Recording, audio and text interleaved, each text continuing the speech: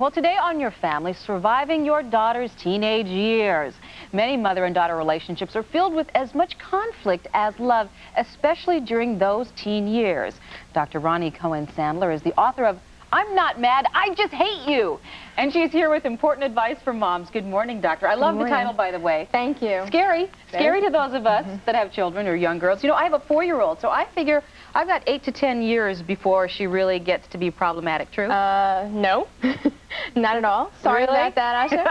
So I should start worrying now, really? Well, many mothers of young children tell me like 8 or 9 or 10 is really typical. What we used to think of as the 12 to 14-year-old. And it's because puberty is occurring so much earlier today than it was years ago. About 10.5 months earlier than for girls born 10 years ago. Now, why specifically daughters? Aren't all teenagers kind of a problem? Because I know some pesky boys. Yeah, in different ways. But the mother-daughter relationship is really unique in its intensity for several reasons, and it really makes sense developmentally. First, girls are trying to figure out who they are and who they want to be. And so they're looking at their most available role models, their mothers, and scrutinizing them to see what they like and, more usually, what they don't like. So mothers often feel that they're being viewed under a microscope and sometimes even rejected. You know, it's funny, my daughter does everything that I do. She wears my shoes, she likes to imitate what I say, she does everything. Does that mean we'll have more problems later or fewer problems? Well, I usually think, and again, I'm sorry if I'm scaring you, I usually think that the closer the mother and the daughter, the more the daughter has to struggle to differentiate from the mom during those teenage years. But eventually it means that your relationship will stay really good. Yeah, right about the time she's 30, right? So isn't mother and daughter conflict normal? Absolutely normal, and that's one of the mistakes that a lot of mothers make. They're very afraid of conflict because they fear that it will sever the relationship. When in fact, if you see conflict as the glue holding the two of you together, because if you work through conflict successfully, then all that anger doesn't fester and your relationship doesn't become estranged, and so you can stay closely connected through the teenage years. Okay, we've got some tips for you moms out there who want to make this transition very smooth. Let's go to the first one. Choose your battles wisely. Somewhat self-explanatory. Right. If you pay attention to every minor annoyance or every trivial breaking of the rules 5 minutes past a bedtime or a curfew, your home will become a battlefield, and you and your daughter won't have enough emotional energy to deal with the really important things. So instead, moms, think about what's really important to you, according to your values or goals. Now, you say also to take your emotional temperature. What does that mean? It means that before you confront your daughter with a problem, make sure that you can think clearly and stay in control, because, of course, someone has to.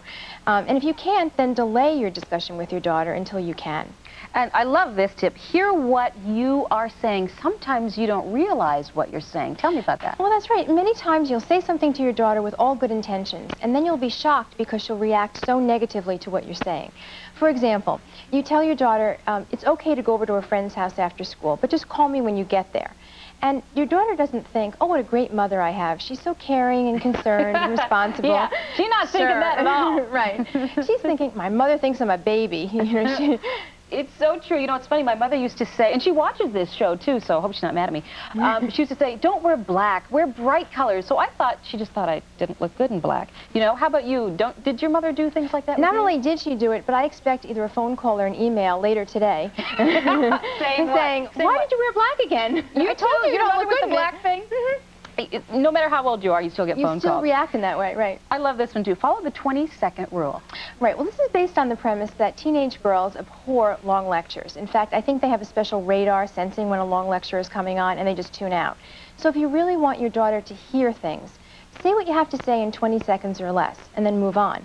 For example, if you don't like something about the way she spoke to you, whether it's the language she's using or the tone of voice, instead of going into a long diatribe about how you would never have spoken to your mother that way, and if you had, what she would have done to you, etc., instead you say to your daughter, you know, I don't like the way you speak to me. It hurts my feelings, and I want us to get along, so please speak respectfully. End of report. You know, it's funny. I do that. I know you have a daughter, too. I say, that really hurt my feelings. And she understands that. Yours does, too, right? Absolutely. Okay, one last tip. I love this one also. I love all your tips.